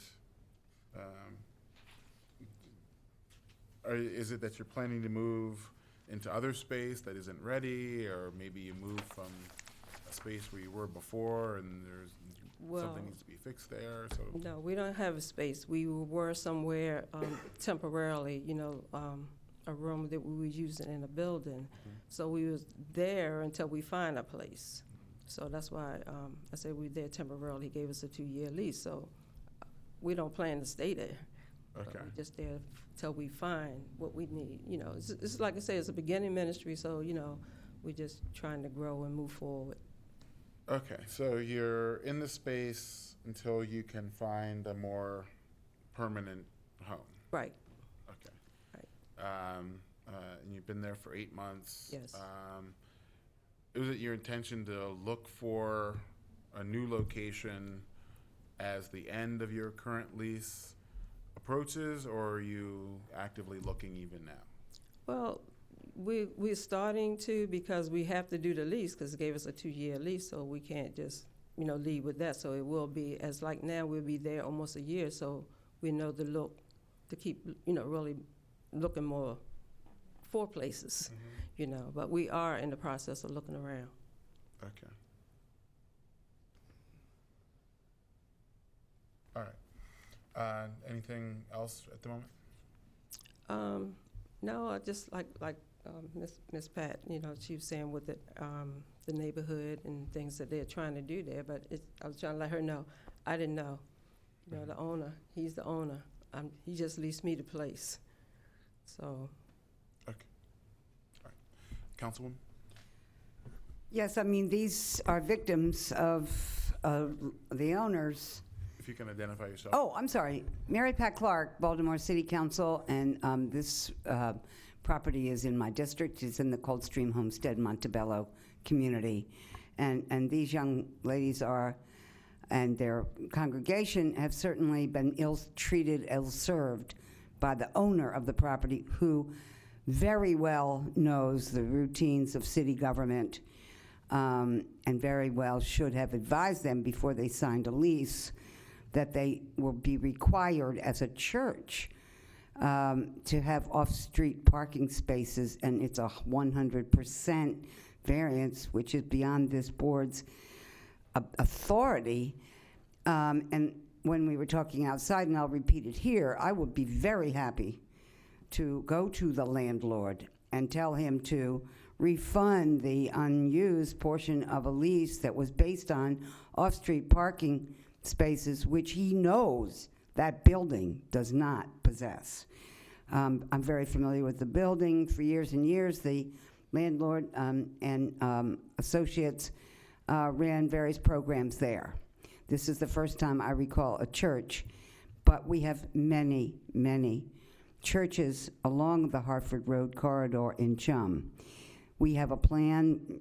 I hope you've noticed in your travels that Hartford Road has been, in the last couple of years, it's been upgraded, and we've had landscaping and new lighting and cross streets added as part of a plan to bring more businesses back to this corridor as a retail corridor until you get up to the Alameda from 25th Street. And so we have, there really, the reason, we know that there's no off-street parking, and we ask that you consider the fact that there's none, and that we just cannot, in this building, set a precedent with so many other church properties, and in an area where we want to see a mix, where there's retail as well as residential and churches, and we have so many already. So I'm not sure this board really actually has the authority to even act positively. This is a sad case, and I'll be glad to work with Ms. Is it Reverend? Yes.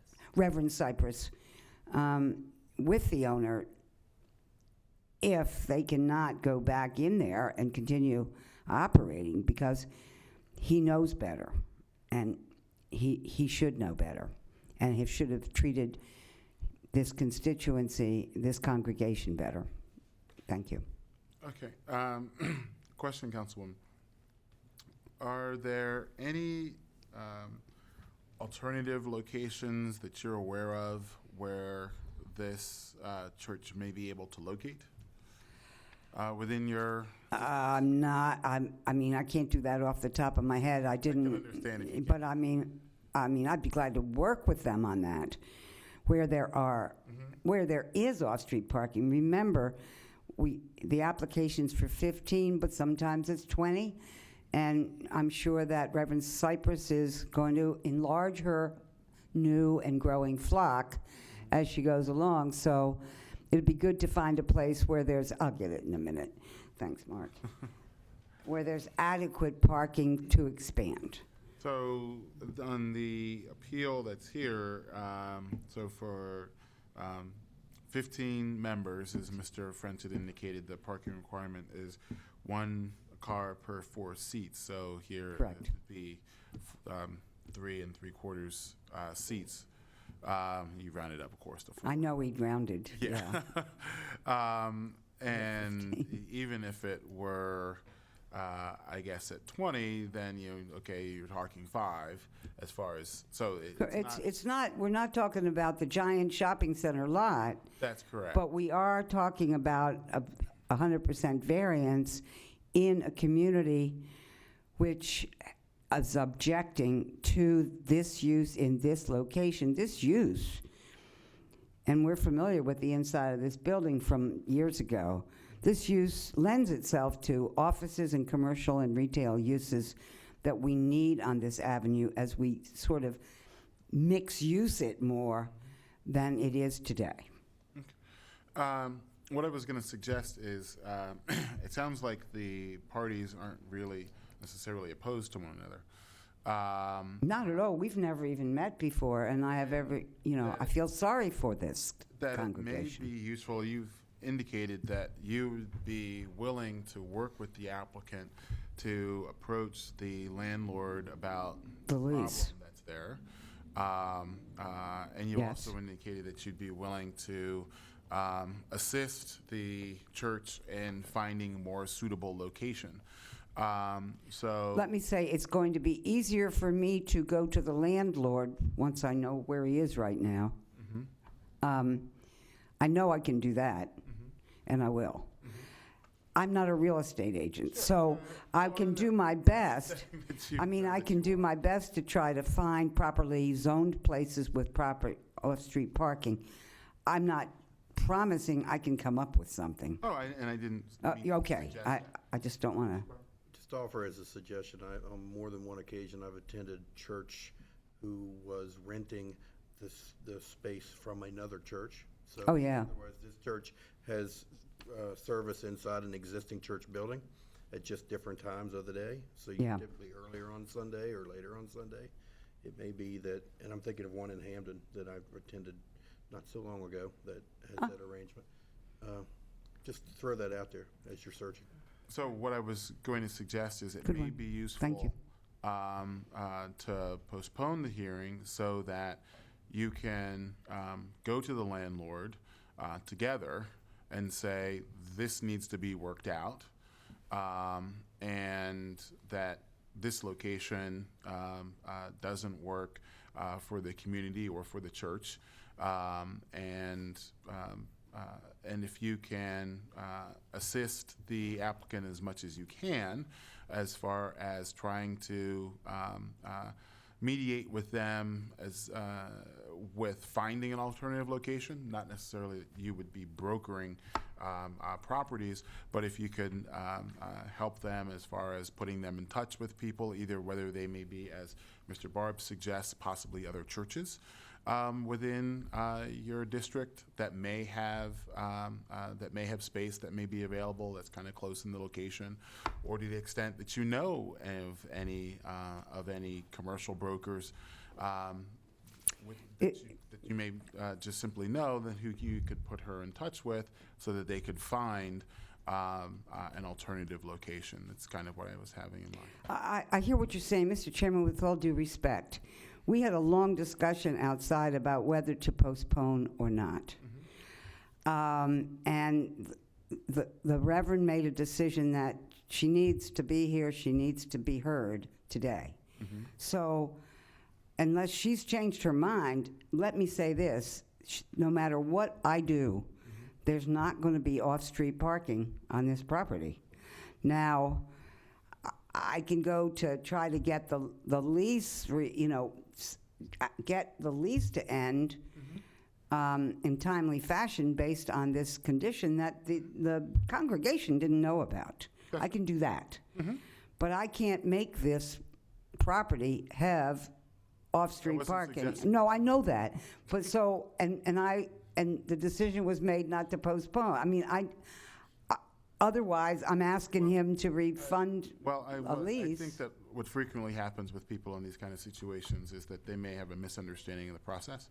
And Well, so she wasn't informed at all. well, yeah, and so as we've sort of elicited during our discussion, that really what led us here today was likely some kind of citation or violation notice. To him, yeah. And that the landlord may well have advised the Reverend that this was something that needed to be fixed, and so in her mind, it was something that needed to be fixed today, and that it may not, and that may not be the case. So that may have been the driving reason why, during your discussion, that that she was not amenable to a postponement at that time. I'll ask, ma'am, would you be amenable to postponing this today so that you can work with the councilwoman to get an arrangement in place with the landlord whereby the church can vacate the premises early, Without and paying. also search for a new location. To try to understand what you're saying, to postpone this meeting and then have another meeting? You would postpone this hearing, and then you would work with the councilwoman in her office to approach the landlord about That I can do. getting fixing what's wrong here, and getting you out of the lease, And so that you can then look for a different location. And then the idea would be that if all of this came to fruition, then you would just simply move out and the matter would be resolved. If, however, either A, the landlord wasn't willing to agree even with the councilwoman's participation, or B, you still weren't able to find anywhere, the matter can't linger out until for forever. But what I'm proposing is that the postponement would give you time to try to work out an arrangement fixing the problem. If in the end, either your own efforts in locating somewhere else or even with the councilwoman's assistance, the landlord wasn't willing to let you out, well then we could go forward to a hearing then and determine it then. That's fine. Okay? I can, Mr. Chairman, I'm swamped. I know I can talk to the landlord. I've made that commitment. I have to find out how to reach him, I'm sure you know. And I will talk to him and do exactly as I said. Yes. What is And I'm time-consuming that I cannot promise you I can successfully do all the time because I work, is finding another property with the correct Well, zoning maybe- and off-street. And if I can try to clarify, because I can understand that you're really straining here. I'm nervous about that part. Just a minute, okay? Okay. No one is ordering you to be a real estate broker. Okay. Okay? The only thing that I'm proposing is that you probably know at least some handful of churches in your district, right? Yes, I do. Okay. And so you or someone in your office, maybe you have a community liaison. I have et two cetera. people in my office. And so maybe working with those individuals, they can put the reverend in touch with. Or if you can find somebody also, you would be working too. Okay, and I'll help. That's right. And I'm not saying that this is all something that falls on you. Okay. Certainly the reverend's in charge of her own church. I'm just saying that a postponement would give her the opportunity to be able to work with your assistance to the extent that you can offer it. Okay. Okay. I mean, that's right. But the bottom line is, I'm going to tell the landlord that there's no way the zoning board, when it does take this up in the current situation, can approve this. That has certainly been the position that's been Right. associated with. It's 100% variance. Because otherwise, with no decision here today, I'm dealing with a situation that he may not respect as being urgent. Well, and if he's And not, then we'll go to a hearing. But at the Okay. end of the day, nothing is lost but time. And They've been there for 8 months. okay, so let's see if we can wrap this up or have a decision, certainly by the end of May. I'm thinking about the location issue, because we need to be back here and get this. This sets a precedent in this whole corridor, the use. And it's strongly felt by the people of this community, that all of whom are very faithful people, that we've got to mix it up. They want it to be used for commercial Yeah. purposes. They don't want the space to be taken up by a church. So But therefore, not by more, well, that's right. more, I got it. yeah. Thank you. What? Just curious, what do the other churches do in this corridor? They park around there where we are. We don't have no. Or they have off-street parking. Right, we don't have anywhere to park. We don't have that many people. There are churches with off-street parking in this corridor? Other churches? No. What, no? The church around the corner from us, they don't I- have their own. Honestly, I haven't been, it hasn't, they've been there, so I don't know. I mean, they haven't come up lately. That's what, Yeah, it's a church honestly, around the there's so many from 25th up to Hillen, well, actually up to 32nd Street, that I couldn't tell you, and I can't give you an accurate answer without having gone to look at every one. I'm there, and there's churches there around the corner, 2 of them. They don't have property, they don't have their own lot. Most of the time, they park on the street, and most of the time, they park right around there where we are. So when we come, sometimes they're already there. So, we look for parking That's the issue. spaces. I mean, that's the issue. They have been there long enough that I have not been involved in an appeal on their behalf, one way or the other, to use a building as a church. They've been there. There's one church I'm familiar with that has been there a long time. It's almost a block long. I've been there, etc. But otherwise, the other churches along there, I haven't been around when they've been applying to become churches. They've been there as long as I can remember. Sir? Name for the record. I'm Mark Washington, Executive Director of Coldstream Homestead Montebello Community Corporation. And Record, no relation. no relation, right. And I think what was just discussed here crystallizes the problem for the community association. Each of these churches come with an intent of growing their congregation. And what happens is the quality of life for our community residents suffers as these growing congregations seek parking in residential areas. To establish a precedent in our community that would, A, ignore the commercial corridor and the plans that we're working on with the city and state government to allow this to happen, further undermines the effort of the community to move progressively in a transformative way. So I understand the situation that these young ladies find themselves in, but that was not a situation of our doing. It was, in fact, the community corporation that requested action be taken when the church popped up, and it took a while for the city to move through the process to get to where we are today. And so handling this in an expedient fashion in favor of the community as the law stands right now, as the code is written right now, I think is the only course of action that would be reasonable and prudent. Amen. But I'll do what you ask. Okay. All right. But you want a postponement, right? Because we did discuss this at length, but now you do. Okay. No, it's not. Don't do it as a favor to me. Because we talked about this, and we're here in.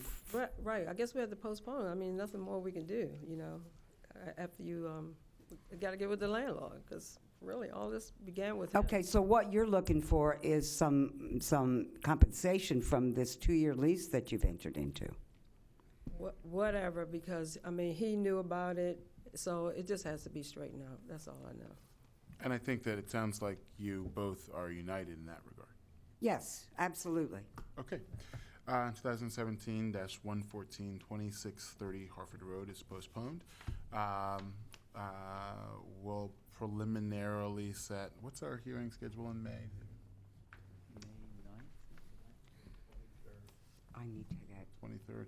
phone number. Because he needs to come down. June, and then the first one Right. is, what, June 6th? I remember that? Should have. Okay. Should Let's tentatively set June 6th to come back. Excuse me, sir. Yes. The landlord is the one, should be the one come back to this to the next meeting. You both should be here, yes. You should be Yes. Yes.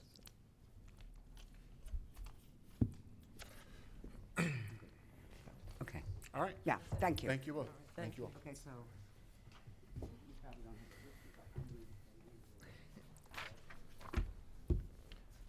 to- All right. But not least.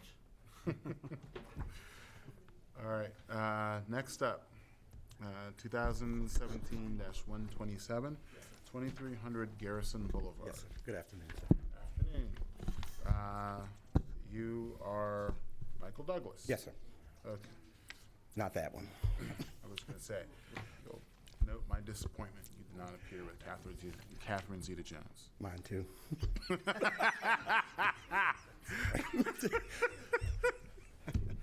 That's good. All right, sir, we have this as an application to use a portion on the ground floor known as Suite 170 for a cafe and carry-out food shop within the existing medical offices and multi-purpose neighborhood center. Is that Yes, sir. correct? Yes, sir. All right. If all those intending to give testimony can raise their right hands and be sworn, please. Do you swear or affirm the testimony that you're about to give in this hearing will be the truth, the whole truth, and nothing but the truth? I do. Do we have staff report? Yes, we have a letter from the Garwin Oaks United Neighbors Association. They write that they are not opposed to the proposed use of 2300 Garrison Boulevard, Suite 170, for a cafe and carryout as part of the Baltimore Caseworkers Development Program. We believe the program provides an important service to the community in providing employment, training, and a road back into the workforce for persons overcoming substance abuse and health issues. Our non-opposition to this use is subject to the hours of operation, as the cafe generally serves the users of the Garwin Medical Building and operates out of the building. We request the hours of operation would coincide with the building hours. That is, the cafe and carryout would close no later than 5 p.m. Monday through Friday. If opened on Saturday, close no later than 4 p.m. and not be open on Sunday. We believe these operation hours would help address and/or decrease public safety issues of the employees and the community. We request that the building and the grounds of the cafe be well maintained and addressing any public health and cleanliness issues. We have planning's report. Thank you. Planning Department reviewed this application, noted that this property is zoned office residential currently. This property is also proposed to be zoned residential with a detached dwelling mixed-use overlay in the new zoning code to take effect in June. Therefore, basically, the proposed use, if it was a principal retail commercial use, would not be permitted in this area. The department notes the purpose of the facility is as a training facility, not as an actual freestanding commercial facility, and therefore is recommending, in addition to the recommendations made by the community, approval of this application, subject to the conditions that the board may establish concerning operation of the proposed use in a manner consistent with the philanthropic and charitable nature of the applicant. Thank you. We also received an email from an individual who raises issues about the way the business is being operated. Before we jump into that, the conditions offered by the planning department, sir, are those conditions acceptable to you? Absolutely, sir. Okay. Mr. Chin? And they're basically related to issues not related to zoning. I'm not sure I want to even read this, but I wanted Do you know an individual, sir, Priscilla Jones Mercer? She was actually one of our social workers. We're a behavioral health program. We serve people with addiction and mental illness. And actually, she was one of our social workers that left, probably a couple of months ago, without our knowing. Okay. Would it be fair to say that you didn't part on the best of terms? Absolutely, sir, because I'm suing her in court for monies owed to this program. Okay. That takes care of that. Okay. All right. Sir, why don't you tell us a bit about what you're planning? Baltimore Cares, and I'll run through this quick because I know we're at the end of the day, and I appreciate this hearing from the start. I've been in this business for 44 years. I'm 61 years old, and the math doesn't add up. So for the first 19 years, I was addicted to heroin and other drugs. Recovery does work. I went back to school. I have a PhD.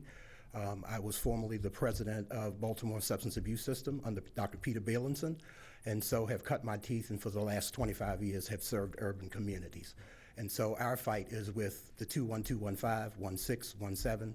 We're fighting an opioid epidemic. And the one thing I do know in my past 25 years, even as a recovering person, is that people need opportunities. And so what Baltimore Cares does is when people are going through the program, and two of the folks who are with me have gone through this program and been quite successful, we have put our money, all money that we make as a nonprofit, we put our money into building the cafe. The cafe is for training because people need opportunity, and a lot of our people they have criminal records. And so, or they may have possession of drugs. And so what we do is we teach the Serve Safe, and to my right here is Mr. Mike Owens. Mr. Owens spent 6 years in prison. We took him through the Public Safety Compact, which was done at that time by Safe and Sound campaign. Ms. Karen Campbell was also one of our program participants. And basically what we're doing is taking people and teaching them the Serve Safe certification. That certification is welcome in all 50 states and actually countries abroad. And so what we're doing is we're trying to train people in this cafe to provide customer service, how to prepare, store, arrange food, food rotation, food management. The Serve Safe certification that Mr. Owens teaches now, because he was actually one of our patients, We had him go back and become an instructor, and so Mr. Owens now has his own business. And so what Baltimore Cares does is we pay Mr. Owens, who actually runs the cafe, because we prepare foods that feed the patients, because a lot of our patients don't have food at home. We serve people, we want to serve the people in the community, and people come into the community. Actually, Ms. Goodman, who actually is the president, actually is very supportive of the cafe. She's eaten in the cafe. She actually helps our patient community with financial literacy, home buying. And so what we're trying to do is bring people back to full social participation. And that simply means we're going to train these people, because we have 2 social enterprises at Baltimore Cares. We actually clean the building that we're in, and we clean the building down the street. The second social enterprise is the cafe, because we know people are going to eat and people need to clean. And so what we're trying to do is make sure that people have these certifications, so that when they train in the cafe, when they go to outside establishments, they have what's called a manager's ServSafe certification, where they actually can be a manager of a facility or an assistant manager. And so what we're trying to do is prepare people who have substance use disorders. 90% or 95% of our cases are opioid addicted. And so what we're trying to do is, my experience is that people who have recovery issues, they need opportunity. And all too often, when they go to apply for a job, because of their criminal record, the doors are closed in their face. And so I think over my 25 years of being sober and running institutions, I understand that opportunity is really the issue. And so this is what we're trying to do, is give people opportunity. The cafe, I'm in agreement with that. We open at 8. We'd like to open at 8. We really don't want to stay open till 5. We generally would like to try to serve the patient and staff community there, because a lot of times they don't want to go down in Walbrook Junction, which is kind of a tough area at this point. And so most of the people feel comfortable coming into the establishment. I did send pictures. I don't know whether the folks have had an opportunity to see that. I'm just asking this board to help us help these people. I understand it. I've walked a mile in these people's shoes. And so for the past 25 years, I've dedicated my life to making these changes and help people to make changes in their lives. And so that's what I'm asking. And I certainly, I spoke with Marita last night, Ms. Goodman, who is the president of the association. We spoke, I apologize to her, because, it didn't dawn on me that she was the president. We both laughed because, she walks past the cafe every day and she saw the sign. And so that's what we do, and we're just asking to the ability to keep doing this, and so that we can keep converting people from what we see, overdose, death, crime. And so these people have done it. And I appreciate the opportunity to even be here, because you could have said, look, we're not even going to entertain this. And that's what we're asking. Okay, and this is going to be located on the ground floor? Yes, sir. And does it take up the entire ground floor? Or No, just sir. part of it? These are various pictures. That's the cafe that we built. Actually, Baltimore Cares, we took our money. We don't receive, one of the things that I would like to point out is that my old institution, Baltimore Substance Abuse Systems, we're not funded by them. When I left Baltimore Substance Abuse Systems in 2007, I took $85,000 of my retirement money and started Baltimore Cares 11 years ago. And so we started there, the 540 square feet of space. We now occupy over 18,000 square feet of space in this facility. And so we've grown this thing. And so I know that the answer to helping people get off of drugs and get back into society is give them a job. Give them an opportunity to work and pay their bills. And that's what this cafe is about. That's what our social enterprises are about.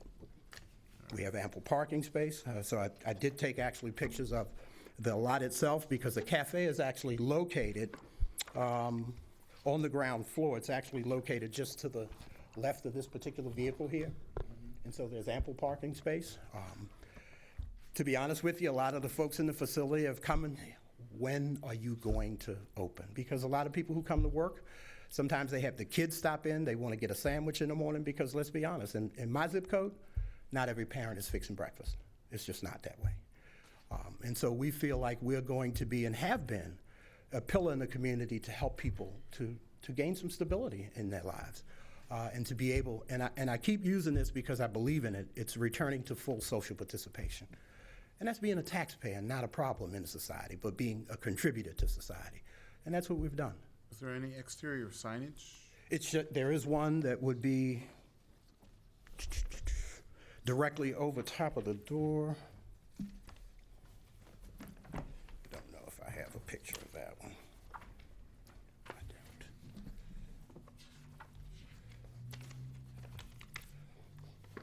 Actually, if I can throw that in there, Senator Cardin actually visited our program and was quite complimentary of what we did.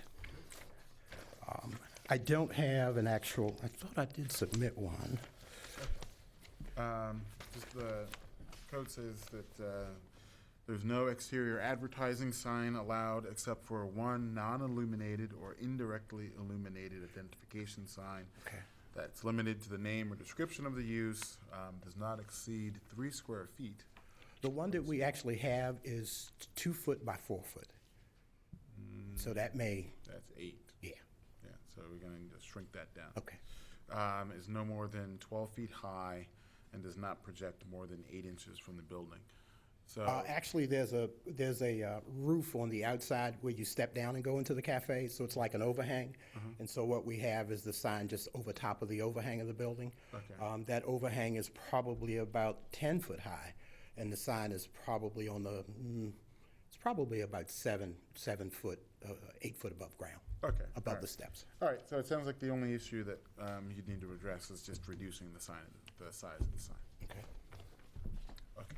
What about the status of your health department approvals? That's what we need next.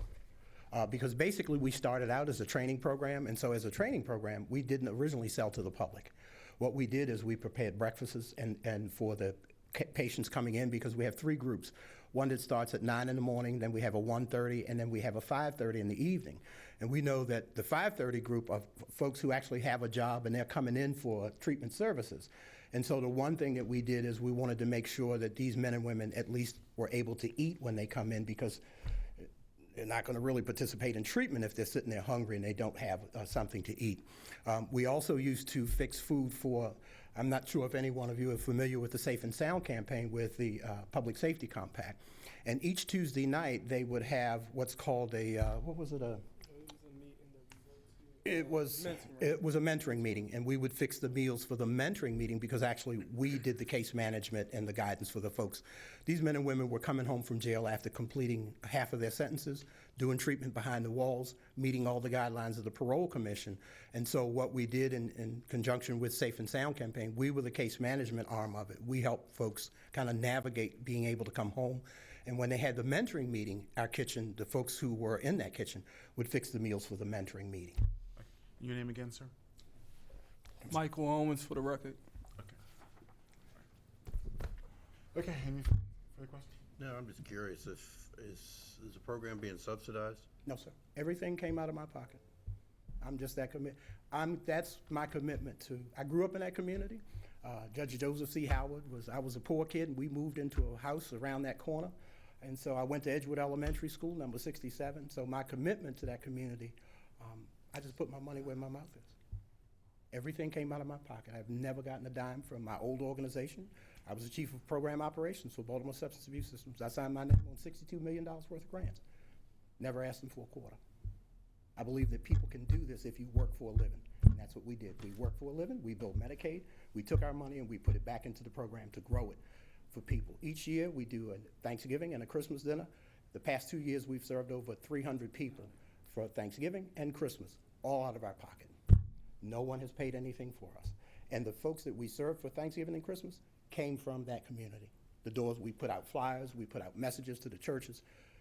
That's our good neighbor community policy. Part of our philanthropic message is to educate the community, be a support to the community, and address the addiction and mental illness in that community. All right. Well, thank you very much.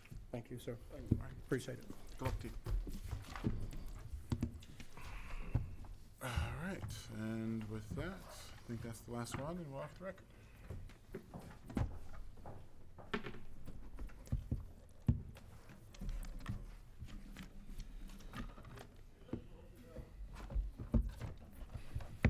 Okay. Anyone's been to talk about? I had a question on this Packer Street. Okay. The no off-street parking. Yes. The way that we have traditionally addressed these properties that have 100% lot coverage of the building, is that there's no ability to offer off-street parking at the location. The requirement would be, what is it, one space? Yeah, they only need one space. So we can I think we can vary that up to a half. I guess, is it 50%? Yeah, which leaves you with half a parking space, so you then round that down to 0. 75%. So, but the complexity is that it's, that the property just simply doesn't have the capability to have off-street parking. But I take it we don't have that leeway, just trying to reconcile that with the church. So I was sitting there Sure. thinking about that property as we were talking about the Sure. church. And I think Well, with the also church, takes up 100% of the lot coverage. yeah, that's why we postponed that case. I'm not entirely sure that, that I'd agree with the rationale that the board wouldn't have the authority to modify that requirement, although they needed more of a waiver. I think they were required to have 4 spaces, so it would have to be rounded down to 1. The other Because thing on Packard Street I thought was odd was that 3rd floor.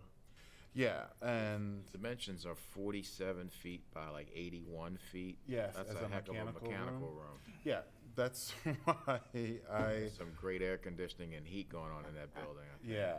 Yeah, there's So- something that's not adding up with that. Yeah. And think- so I was going to propose that we condition that on receipt of a 3rd floor plan, showing what is going on in that space. Because I agree. Or should doesn't- we condition it on putting in the opinion that there's no dwelling units on that 3rd floor?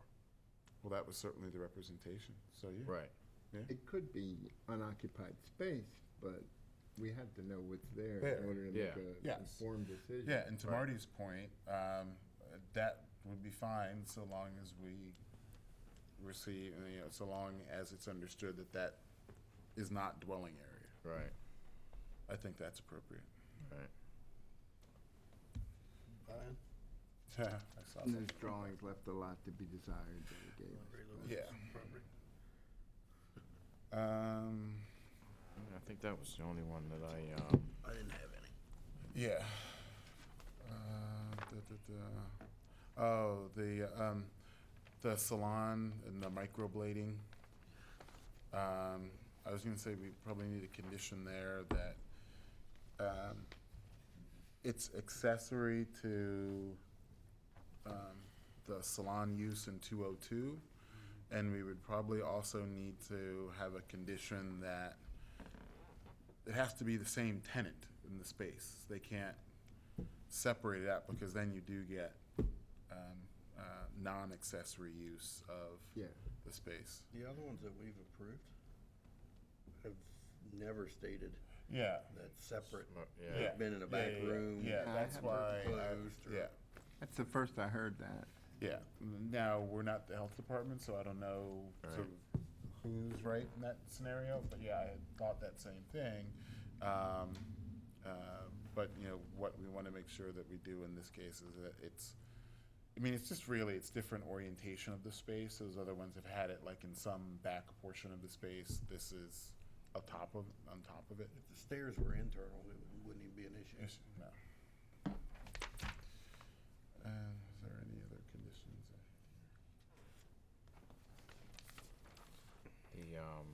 The number 105, which said they agreed to submit a new site plan drawing for Yes, the outdoor I got condition table on new service. drawing.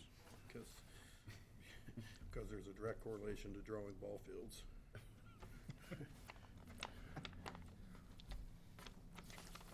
Okay. Are you gonna go behind Councilwoman Clark to make sure she keeps her word? No. I'll send that to you. She's very, in the pantheon of council people, she's certainly has a strong reputation for constituent service. So if she says she's gonna do it, she's gonna do it. All right, ready? Yeah. All right, to 2017-41, 5523 Gwinoak Avenue is postponed. 2017-51, 3723 Gwinoak Avenue was postponed. 2017-60, 407 through 409 North Packer Street. I'm a yes, conditioned on receipt of a third floor, a floor plan of the third floor, and the condition that the third floor not be used as dwelling space. Agreed. 2017-61, 2844 Hudson Street was by consent, and there they had agreed that there was 25%, that they would be able to stay within the 25% expansion limit. 2017-81, 1201 East Preston Street was postponed. 2017-90, 4600 East Fayette Street by consent. 2017-105, 1016 South Charles Street. I'm a yes with the condition that the parties submit a revised site plan for the tables and with the conditions stated by the planning department. Yes. Agreed. 2017-107, 301 West 29th Street was postponed. 2017-109, 212 through 222 East Randall Street is by consent with planning department conditions. 2017-112 and 2017-113 were postponed. 2017-114, 2630 Harford Road was postponed. 2017-115, 3716 West Mulberry Street was by consent. I've got to check with planning. Were there planning department conditions with that one, or was it just, okay. Yeah. Conditional use, yeah. Mr. Chairman, I'm interrupting right now. I just came to apologize to you all for being like, That's okay. I just couldn't figure how I was going to find all these churches. Well, And I didn't mean to be, no, that's fine. And yeah, as I said, it's, you can, I know, you're I limited just- to the, you're limited to the assistance you can provide. So I if it's a didn't mean matter to. of connecting I her up felt with sorry for someone, them, that's but one person. we went through all that out there Yeah. because they got taken. Yeah. And but I just didn't mean to, it was just, I was thinking about all we are doing right now and how I can honor a Yes. commitment. Okay, that's all. Thank you. Sorry. That's okay. 2017-116, 2556 Madison Avenue was by consent with planning department conditions. 2017-117, 4400 Main Avenue was by consent. 2017-119, 223 through 225 Park Avenue was postponed. 2017-121, 1607 Covington Street was postponed. 2017-123, 2835 O'Donnell Street. I'm a yes with the condition that the use, I guess the microblading use in number 302 is accessory to the salon use in 202, and that that'll be the case so long as there's the same tenant for both spaces. Yes. Agreed. 2017-127, 2300 Garrison Boulevard. Oh yeah, that one. There were conditions that were asked about with that one. Want to limit it to, Planning department's conditions. and then there were hours as far as making them the same as the center's hours, which I Oh, yeah, think that was from the community, right? The community wrote a letter, I Rita think. Goodman. Yeah, and I think he said that they would be fine with Right, that. they were agreeable to And I that. think he also said the hours were 8 to 5, is that right? Yeah, Yeah, Friday till 5, Saturday till 4 o'clock. right. there we go. Okay, so I'm a yes, condition the planning department conditions and also limiting the hours as stated on the record. Agreed. Yes. 2017-132, 1278 Riverside Avenue, I'm a yes. That's what he wants Yes. to build. 2017-123, 3324 Richmond Avenue was by consent. Excited about that last